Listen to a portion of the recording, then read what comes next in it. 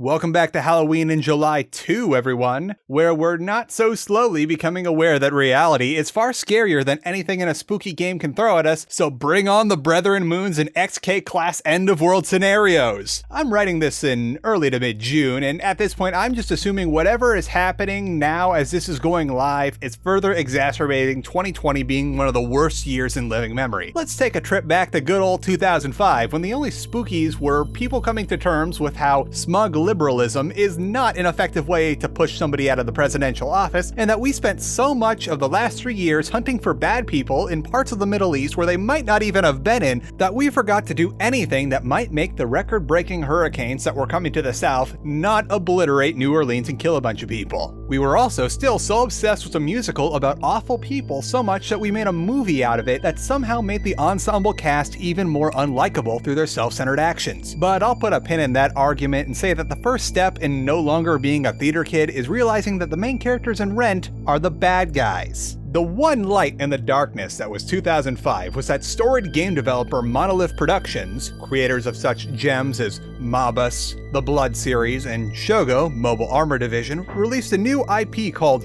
F.E.A.R.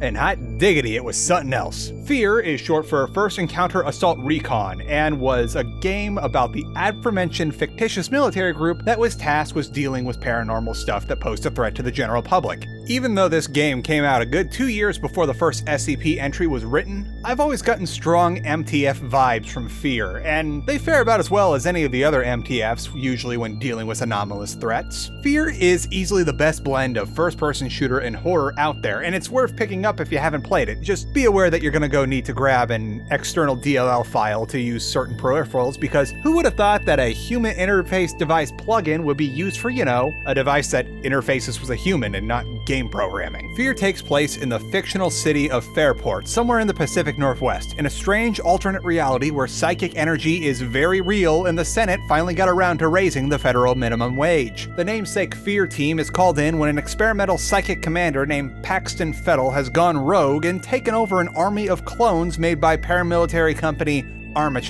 But it seems that this is the least of the bad ideas they had that is now coming to light. Not even 15 minutes into the operation and soldiers have been literally vaporized and everyone is starting to hallucinate. There's also this creepy little girl people keep seeing, and something is very clearly wrong with Armacham as a whole, to the point that they're willing to send in their own special security forces after you to attack other US military members in hopes that they won't find out what they've been up to. As you go deeper into the office complex that looks like it'd be pretty creepy even without the poor lighting, you start to learn about Alma Wade, the creepy little girl that everyone keeps seeing, whose head scientist Harlan Wade supposedly deceased daughter, and the center of something called Project Origin. Also, Paxton Fettel is a cannibal, and as far as I can tell, that's not really overtly explained except for, oh yeah, look at this guy, he's really messed up, look at him eat people. But let's get into the finer parts of the game before we further delve into the story. F.E.A.R is easily one of the best shooters of the early 2000s, and it's the best corridor shooter out there. In fact, I'm pretty sure that F.E.A.R started the trend of claustrophobic shooter settings in a military tactical sense. It also helps that F.E.A.R has some of the best shooting mechanics I've seen in a game. General shooting is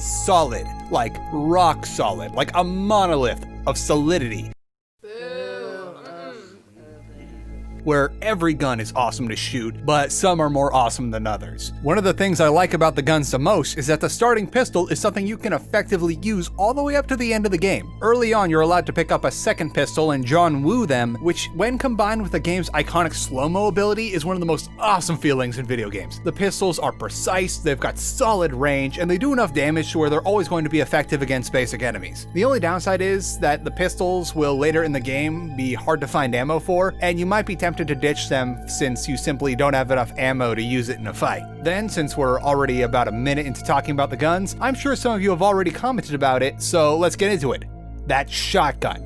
This is one of the best shotguns in video games, period. It's powerful. It has a reasonable cone of accuracy and drop-off that makes it useful at distances longer than the length of a Ford Fiesta. It hits like a truck, and there will always be plenty of ammo for it. I feel like thanks to the F.E.A.R franchise petering out and thanks to the diminishing sequels, people forgot about how awesome this shotgun is. It's up there with Half-Life 2's shotgun, the one from BioShock 2, Doom 2016's super shotgun, and all the great shotguns of video games. There's also special weapons such as your obligatory rocket launcher, the scoped laser that opens up a portal to the skeleton dimension, and the autocannon, which I slept on until the second DLC, but then started giggling like an idiot when I used it. To round out the heavy weapons, you've also got the Penetrator, which yes, is a very immature name, albeit fitting, because it is one of the most versatile heavy weapons thanks to its range and accuracy. And also how it nails dudes to the wall when you kill them, which is never not satisfying. There's other guns that are okay, I guess, such as the SMG, assault rifle, and that one burst rifle that lets you zoom in, but not the one from the DLC. But you're most likely going to be rocking pistols, the shotgun,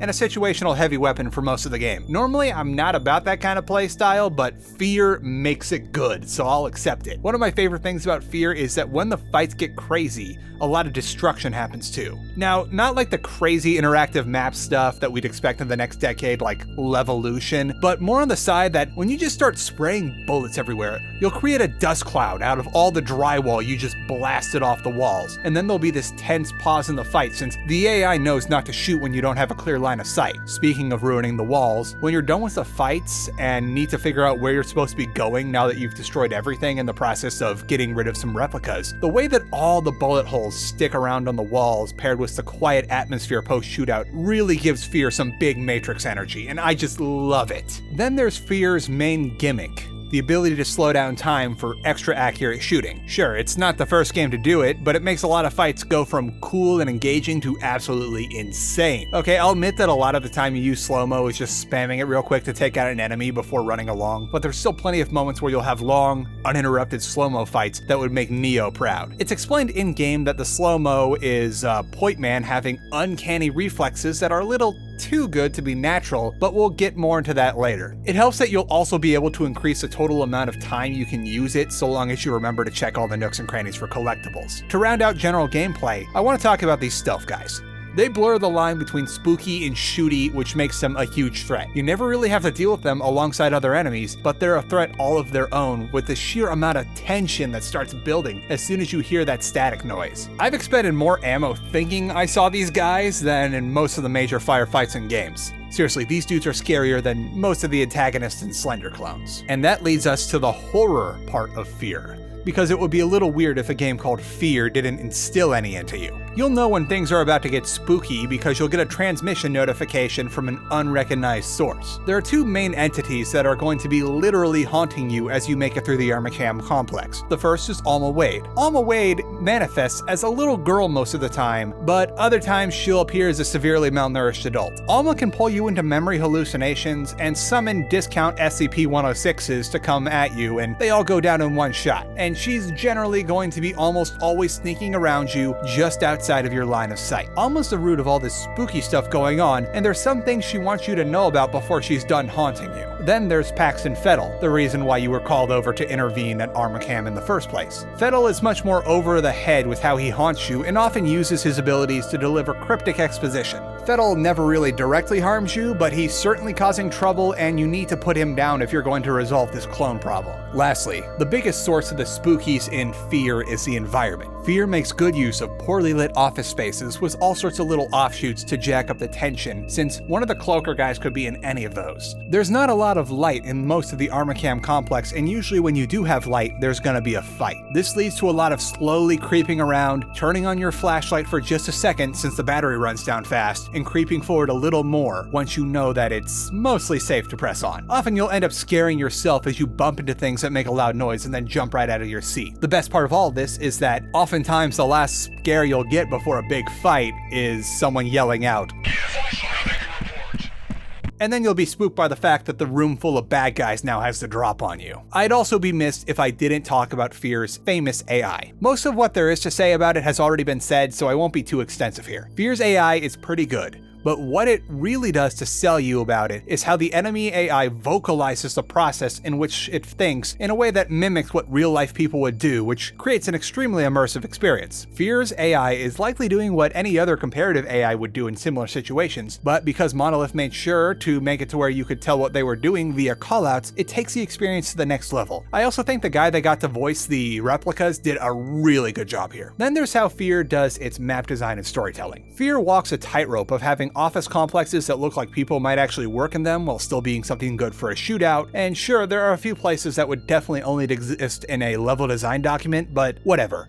Video game. Where things get really good is using the levels for storytelling in a means that fits where you are. Early on, you're prompted to listen to voicemail messages on office phones as you come across them in an industrial district, which start out as pretty mundane but begin to build to how Armacam is into some really dirty stuff, like literally. As you get into Armacam's offices and closer to the labs, you'll intercept more messages from people higher up the corporate chain of command in reference to Project Origin, and you'll start finding unsecured laptops that just happen to be branded Alienware, where you'll be able to upload the data to HQ in exchange for more exposition. Okay, so acknowledge that lately I haven't been getting into the stories of games too much, but I'm gonna fix that now. Spoiler warning, folks. Also trigger warning because some of this stuff is pretty messed up. Okay, so in F.E.A.R, the game, most of Armacam's PSYOP stuff is based around the little girl you keep seeing, Alma Wade. Alma is the firstborn daughter of Armacam's head scientist, Harlan Wade, who Harlan discovered was a psychic and possessed startling, albeit hard to control powers. As Harlan's experiments continued, they learned that these psychic powers could be used to remotely control biological clones of a single soldier, which had no autonomy of their own. This will be great and make many things like mutiny and the need for a chain of command in military a non-issue, except for the fact that Alma's powers are a little too spicy to effectively rein in, so they're going to need to keep her in a medically induced coma in a big containment sphere, or else a lot of nasty stuff would start to happen. A lot of nasty stuff does start to happen though, because what they're using to keep her contained is getting into the water supply. Again, I'm getting big proto-SCP vibes here. At some point, Armacam decides that they might be able to control the subject from birth, and that might make a viable candidate to be a psychic commander. Harlan Wade decides for whatever reason that these psychic commanders must go through a natural gestation period in Alma because he's really gunning for that Worst Dad of the Century award, so they wait for her to be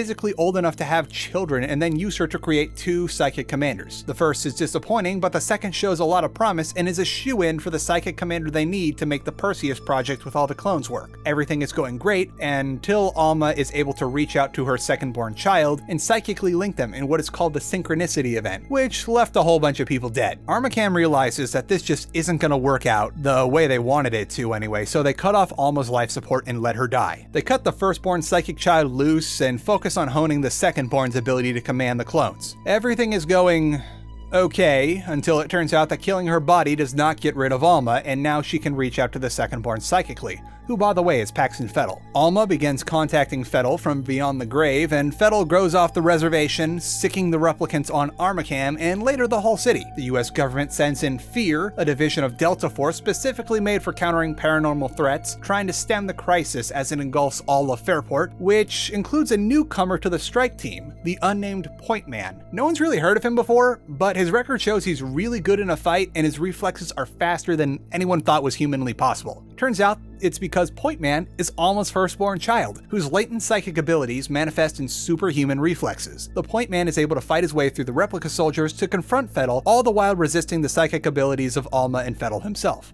Meanwhile, Harlan Wade is having a, okay, maybe all of this was a mistake moment and is now trying to stop Alma. Somehow. He's not really sure yet. But current Armacam CEO Genevieve Aristide is like, no, we can totally salvage this, and sends her lackey, local degenerate Norton Mapes, to impede Harlan from shutting down the Origin project and trying to stop F.E.A.R from figuring out what they were doing in the first place. He fails. Eventually, Point Man is able to take out Fettel, thus disabling all the replicas, and then a really big boom happens. Point Man escapes on a helicopter with his buddies, but at the very last second we get a cliffhanger, and that is the point in which the canon diverges. We're gonna cover that in a sec though. F.E.A.R was good. So good that Monolith got acquired by Warner Brothers, who was looking to expand into video games and wanted the best team they could get. The only problem was that now Monolith could no longer work on F.E.A.R as it was the intellectual property of their old parent company, Viviendi Universal Games. This left Viviendi in a pretty bad spot as people were clamoring for more F.E.A.R, but they no longer had the team which made it the amazing game it was. Scrambling to get some expansions out, they went and got Timegate Studios, who you might know for the real-time strategy game Kohan, Immortal Sovereigns, and for being one of the contributing devs to Alien Colonial Marine. Yeah, after that second one, they went bankrupt. The first expansion of F.E.A.R, which is more of a pre-DLC story DLC since downloaded content wasn't really a thing yet, is F.E.A.R Extraction Point. Extraction Point takes place immediately after the events of the base game in a way that ruins any of the ambiguity that the original ending had and now has you dealing with the aftermath of your actions in the main game. It's terrible. Extraction Point is like 75% sewer level. Well, to be specific, it's like 25% sewer plus 50% abandoned subway tunnel, which as far as I'm concerned is just sewer with the occasional train car, and both of these themes are eventually the same thing, a bunch of drab, linear corridors with low ceilings so they don't have to be creative with skyboxes, or different textures for the ceiling at that. It's just a bunch of dull colored bricks. Story-wise, there's not really all that much that goes on here, as phone messages have been reduced to cryptic nothings, and your squatty Jin decided that she will only speak in vaguely cryptic one-liners. The only pertinent bit of information that this game has for the plot is that while at first it seems that Fettel's death reduced all the clones to fleshy RC cars with no one at the controls, Fettel is now in the same state of psychic existence as his mother, so the clones are back online, and now the Point Man has to get out of the city by making it to a hospital where Jin is hiding out, but oh no, Jin dies. Don't worry though, neither continuity regards this information, and the only reason I'm getting into this not DLC is to introduce the two continuities of F.E.A.R, the Monolith timeline and the Viviendi timeline. Monolith timeline only takes into account the main F.E.A.R games, F.E.A.R and F.E.A.R 2 Project Origin, and also F.E.A.R 2's DLC Rebirth. The Viviendi timeline is just about everything except for F.E.A.R 2's DLC Rebirth, I think. The events of F.E.A.R directly contradict the main plot point of Rebirth, but that wouldn't be the only directly contradictory piece of information in the Viviendi timeline, so I'm just gonna put Rebirth down as ambiguous and say that Viviendi is everything that has been made as canon. F.E.A.R's expansions provide a few new things to play around with, most of which suck. There's a new spooky enemy, which is pretty much a not-so-stealthy reskin of the Cloaker guys, and a few new weapons and gadgets. There's also some good stuff, like the impossible-to-screw-up minigun, the meh laser that is a lot less bwah, and a lot more meh than I would have hoped. And then there's those stupid auto turrets, which are really cool at first until you realize that they break the game. Enemies will always prioritize these turrets you throw out, so you can pick off the bad guys pretty easily by just tossing a couple of them nearby and cleaning house. There's also a few times that you'll have an AI partner helping you shoot things, but they just die, so don't get too attached. It feels like everything here is a rush job that was ultimately forgotten. The few times that you aren't in the sewer, all the maps are uninspired, and at one point they literally copy-paste the same fight like one floor down. The sad part is that at least during the opening areas where you're trapped in the condemned housing maps, they have the same feel as the base game, but once you're into the underground, the qualities just start sloping straight downward from there on out. When they re-released the updated version of F.E.A.R, they didn't even bother to add the same quality of life updates to these expansions, so you'll have to also copy and paste that one DLL file into this expansion's directory. Okay, I've spent too much time talking about Extraction Point, let's talk about Perseus Mandate and move on. After getting through Extraction Point, I had to force myself to start up Perseus Mandate, and I'm kinda glad I did. While it doesn't hold a candle to the base game, it's a lot better than Extraction Point. Oh, and before we get into it, weird little tangent, my dad had these big old Dell computers when I was growing up, like the ones that are seen in this game, and that was the machine I first played Counter-Strike and BioShock on. I coincidentally referred to it as a Monolith because if you've ever seen one of these things IRL, they were huge compared to the average pre-built PCs you could buy back in the day. So the maps feel a lot better, and the fights in general are a lot more engaging than previously. There's significantly less sewer level than an Extraction Point, which is always a nice thing. You also get a new assault rifle variant used by the new mercenary enemies, who seem to have a lesser version of Point Man's reflexes. By the way, you don't play as Point Man in this one, you play as part of the second F.E.A.R squad sent in to help with dealing with Armacam execs while the first team is getting to the bottom of the replica problem. The story takes place parallel to the base games, and key plot beats happen while you're going along. The big difference here is that it's just not as spooky as the base game, and focuses more on being a solid shooter than a continuation of F.E.A.R. The main draw to Perseus Mandate is that they finally figured out how to get that friendly AI working, and for a good portion of the game you'll have AI buddies who awkwardly scoot around shooting at baddies and delivering some exposition. You also get a lot more of the new guns that they brought in, and there's a whole lot more pistol and shotgun ammo laying around, which is sort of an apology for how Extraction Point had almost no pistol ammo laying around, so you couldn't really use one of the best weapons in the game. I'm okay with this. It's cool to see what the minigun can really do when you get it in the right environment and have enough ammo to where you can really clear a room with that sucker. Lastly, there's no real explanation as to why the guy you're playing as has the same reflexes as Point Man, but whatever. Video game. So a few years later, Monolith had done some stuff for WB, and Viviendi realized that they weren't going to be able to make a good F.E.A.R game, so Monolith got the cash together to buy out the rights of the F.E.A.R franchise and make F.E.A.R 2. Project Origin. Origin disregards the events of the first game's expansions and has you playing as another division of F.E.A.R that was tasked with arresting Armacam CEO Genevieve Aristide, and of course that goes sideways. This game again takes place in a somewhat parallel sequence of events to the first game, and a good bit after the fact too. After the arrest is completely botched thanks to an Armacam cleanup crew, and the climax of the first game happens, you wake up in a hospital where you have to shoot your way out, and surprise surprise, you now have inhumanly fast reflexes very similar to the Point Man. It turns out that you and your squaddies were part of a Plan B for Project Origin in the event that the natural-born psychics didn't work out, and you were surgically enhanced to bring out latent psychic powers you had. Heck, there's an entire school funded by Armacam where they were grooming potential psychic commanders. Alma is here too, and thanks to your psychic enhancement, she has become aware of your presence, and while she frequently manifests herself as the little girl she remembers being, she's an adult who is beginning to develop some big girl feelings for protagonist Beckett. Now she's drawn to you. You could even say she covets you. She's a coveter. You're like free pizza at an anime convention. She can smell you, and she wants to consume you.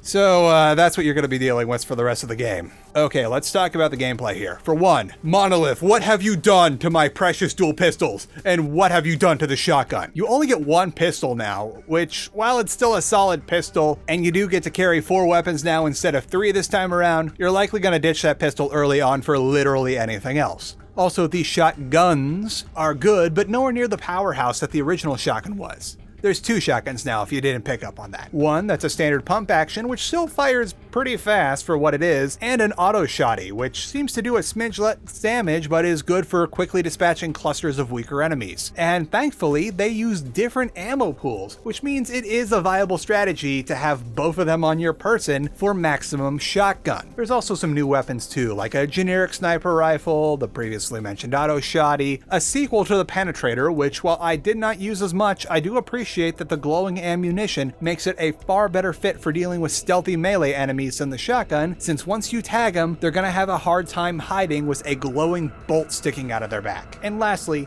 what has to be the lamest flamethrower in a video game. There's also a lot of big set piece things like destruction and mech walker segments, because who doesn't love getting in a big near indestructible robot suit and going through a half-hour fight in a couple minutes. Most of your old adversaries are back, like Armacam's cleanup crew, the replicas, replica heavies, stealthy boys, although they're a bit easier to see now because their cloaks create visual distortions, and Alma's back too. There's a couple new enemies, like the failed psychic commanders that act similar to the cloakers, but they're a little faster, and the flame troopers who get better flamethrowers than you do. Whatever. Everything dies to good old-fashioned bullets. So how about the atmosphere and the environments? Well, it's still F.E.A.R, but it's not nearly as spooky. I'd say that it's a similar vein to how Dead Space 2 was to the first Dead Space game, in that F.E.A.R 2 is much more of a thriller shooter than the first game's horror shooter. The spooks are still there, but it's not the main focus anymore, and it's far less intense than before. This makes the gameplay a bit faster than the first one did, but it's far less visceral. There is also a lot of bright coloration, and I swear when you go into slow-mo, the enemies light up in a color-coded fashion so it's easier to pick them out. In exchange for this lightening of the mood, we also get a healthy dose of tongue-in-cheek humor. In the first game, there were a few prop magazines and calendars that were a little silly, but seemingly designed as set dressing you weren't really supposed to look at, so of course we all stared at it. And now that it's been a few years between games and textures are getting better, now most of the magazine and book covers are overt jokes, and there's quite a few gags sprinkled around the game. Some of these magazines even made me stop what I was doing and just laugh at them. There's some really good jokes in the school with all the posters and books too. I kind of get a light Call of Duty vibe from Project Origin, but it's definitely comparable to like one of the better COD campaigns. It's not too fast-paced, and there's definitely isn't any abandonment of all the things that made the original game a classic. There's just a bit less of what made it a classic in exchange for improving the pace. You can still find a bit of lore, except now instead of listening to voicemails, you pick up classified files that you can review on your own time, and there's not much of overt product placement like there was in the last game. Lastly, to wrap up F.E.A.R 2, there was the DLC. F.E.A.R 2 Reborn. You play as some random replica soldier that comes into contact with Fettel's psychic presence, which causes him to go off the reservation. It's not the biggest DLC, clocking it at barely over an hour long, and it seems like it was more of a setup to whatever Monolith's version of F.E.A.R 3 was going to be. In this DLC, you basically fight your way to the center of Alma's singularity, and then use the psychic energy there to allow Paxton Fettel to assume the body of the replica soldier, and therefore have a rebirth. Too bad it seems that Day One Studios got the rights to make F.E.A.R 3, and they did not run with that idea.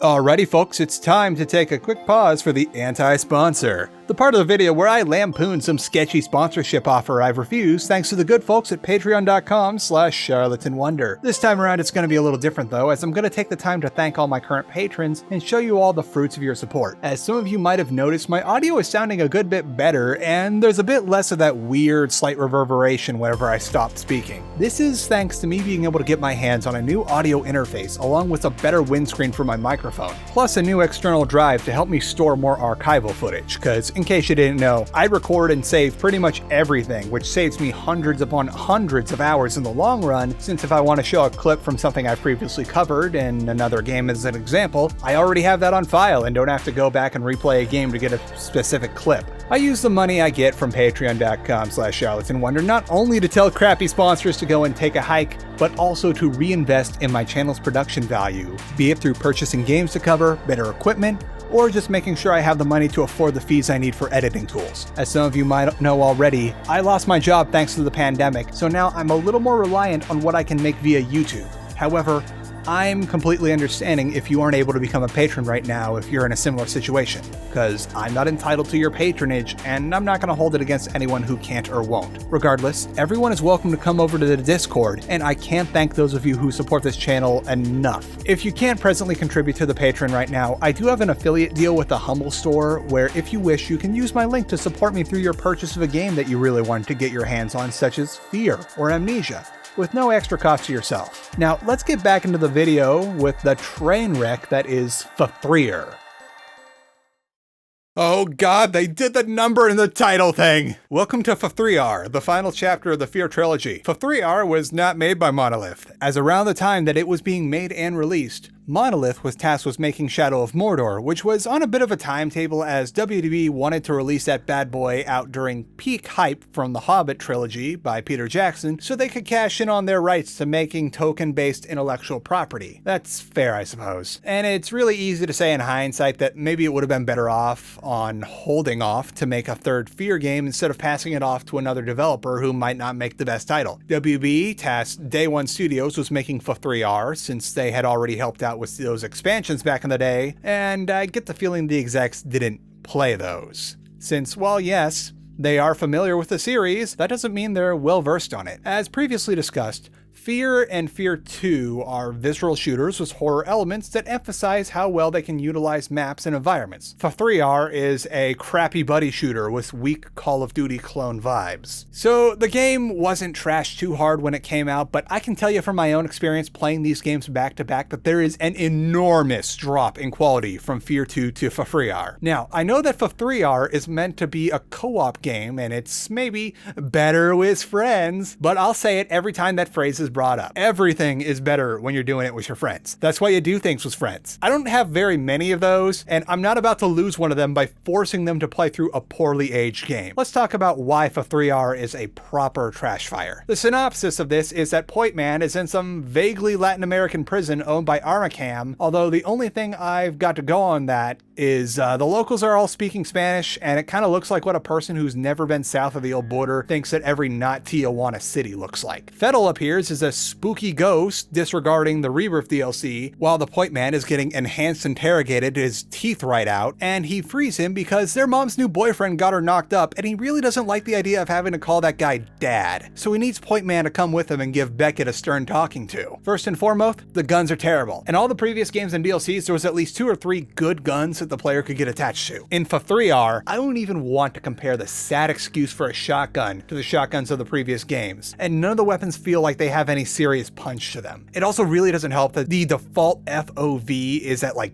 55, which makes it the first game to actually elicit a feeling of unwellness from me. And much to my dismay, there's no means of changing it in the options menu, but lucky for me, I found that there was an INI file that lets me fix it, although it's still capped at 90. Also, it helps fix the frame rate, which is defaulted at 50 for some reason. Now, on top of the weird frame rate and FOV stuff being off-putting while using these crazy weapons, all the models are huge, and for some reason they take up like a third of the screen. Let me throw up some comparisons between the first game's shotgun and F.E.A.R shotgun so you can see how the default FOV and the gun taking up way too much of the screen. I get that all these models are nicely animated since they had to account for the slow-mo feature, but I'd like to see what I'm shooting at, please. Also, to make matters worse, the ammo pool is comically small and you'll have to grind to be able to hold more than one extra magazine at a time. Something we'll get more into in a sec, but presently it makes a crappy shotgun near useless for the first half of the game. Now, if the guns weren't lame enough, the enemies and most of the level design is extremely linear and uninspired. The Costco level was a neat idea though. Nearly all the enemies are classified as stand still and shoot at you or bum rush you and do a melee attack. The cool AI design from the previous games is pretty much gone and you're stuck with something that makes you feel like you're in that one promotional game they made for Bulletstorm, Duty Calls. You know, the one where your gun goes, boring, boring, boring, boring, whenever you shoot it. This is also why I like the idea of the Costco level initially, but once I got a feel for the enemies in it, it went from my favorite level so far to my least favorite level in the game. Enemies don't really start doing things that make them harder to dispatch, like taking the high ground or flanking you. They just get tankier and rush you in larger groups. The only real deviation here is the pseudo boss, the glowing blue dude, who teleports around by walking into the walls, which I personally found to be a rather poor choice of idea, since this game has been teaching you to hide behind cover for as long as possible if you want to survive. I guess that's also arguably good game design based on shaping up playstyles. And I'd agree with you if not for the fact that if you try and become more mobile in light of this, you're gonna get Swiss cheesed anyway. Okay, so about those cover mechanics. They're essential to the game, and if you try to creep around like in the previous games, you won't get far. What annoys me is that while this game is very heavily emphasizing staying in cover and popping out to shoot, the popping out mechanic is extremely cumbersome at best, and if you wanted me to creep around, why did you take away my ability to lean? I hate games that do this. They take away your Q and E lean features that lets you hide under cover on your own terms and forces you to use their press Q to hide behind a wall and pop out like a bad AI system instead. So if you haven't noticed already, this game was designed for multiplayer. You can't just load a game, but instead you have to do this weird single player lobby feature and you launch a level. And after you complete the levels, you unlock the ability to play them as Paxton Fettel, who has a slightly different feel from Point Man, but after completing the game, I initially intended, oh, I'll play through as Fettel now. But after one level, I was like, no, this is lame. No. Nearly everything you do is met with some sort of award in the bottom left for whatever asinine thing you just did. Kill 10 people without wiping? Chivo. Stay in cover for a literal minute? Chivo. Use your slow-mo all the way? Chivo. You get the idea. You're gonna need to rack them up though, as what you're able to do is directly tied to your XP and your player level. You get more time on your ability bar, the ability to slide in and out of cover, your ammo pool. All these things are stuff you have to grind to unlock. And who thought it was a good idea to only let you carry enough bullets to use your guns you wanted if you grind? Now, I know this is meant to be played with a second player, and last I checked, this game is a monthly peak of about 60 to 100 people playing it over the months, so it's not dead, but that might make it a little hard to find a co-op buddy that's willing to suffer with you, especially if you're playing during off hours. Also, I don't trust a total stranger and I don't want to subject my friends to this, so I chose the route of solitary torment. Overall, this game feels like a weird, bad Call of Duty knockoff. It's constantly tugging at your sleeves with chivos and notifications reminding you that you have low ammo like you're some sort of literal child playing an M-rated game, and you need to level into using anything you actually want to use. It also has a bunch of crappy set pieces that make you want to play the games that these set pieces were borrowed from. The levels outside of Costco, which I felt was creative again, Charlatan are all very generic, and we've seen them all in 1,000 shooters before this, and I think a lot of the other shooters did them better. What's worse is that the horror in this horror series is almost completely sidelined, and it only feels like the spookies are still in place to remind you that, oh yeah, by the way, this is part of the F.E.A.R franchise. So yeah, F.E.A.R is a literal dumpster fire, and there was also F.E.A.R Online, but the multiplayer is dead, so I couldn't really play that. F.E.A.R is best remembered not as a series, but as a single great game that should be on everyone's to playlist, which just so happens to have a couple sequels. Again, I'm reminded of the trajectory that Dead Space took, except for this time around the decline seems to have happened for different reasons. Subsequent F.E.A.R games seem to be suffering from the tug-of-war between two different development houses that led to the franchise really having inconsistent quality between releases, and a confusing timeline thanks to having two people writing the lore, and neither of them seemed to really care what the other was doing. The only recommendations here I'm giving is the original F.E.A.R, definitely, but not the expansions. And maybe F.E.A.R 2 if you want more of that spooky world presented in the first game. If you so desire, both of those games are available via the Humble Store, where you can purchase them through a link in the description that will help out the channel to no extra cost to you. That's gonna do it for today. Thank you all so much for joining me, and make sure to subscribe for next week's Outlast video and Penumbra after that. Extra special thanks to all the nice folks at patreon.com/charlatanwonder, where you too can fight the good fight against questionable companies trying to buy ad space on my videos. In the meantime, stay safe, stay indoors, wash your hands, wear your stinking mask, and enjoy this cat video. Hey. Hey. Can I have my sweater back? Can I have my sweater back?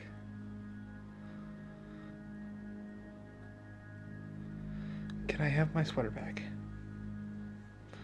Would you give it back for a scritch? Oh, that is an enjoyable scritch. Oh yes, that is the most delightful of chin scritchies.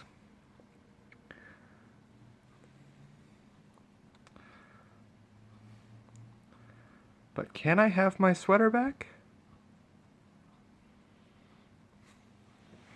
This is my work sweater. I'm just gonna hold on to that. There's this perfectly good blanket right here. Isn't the blanket just as good as the sweater, if not better? Yes, I know it doesn't have all those daddy... Okay. I know the blanket does not have all of the daddy smells, but you can get all the daddy smells you want just by sniffing daddy. Oh, who is that? Is that mommy? Oh, mommy's home! Mommy's home!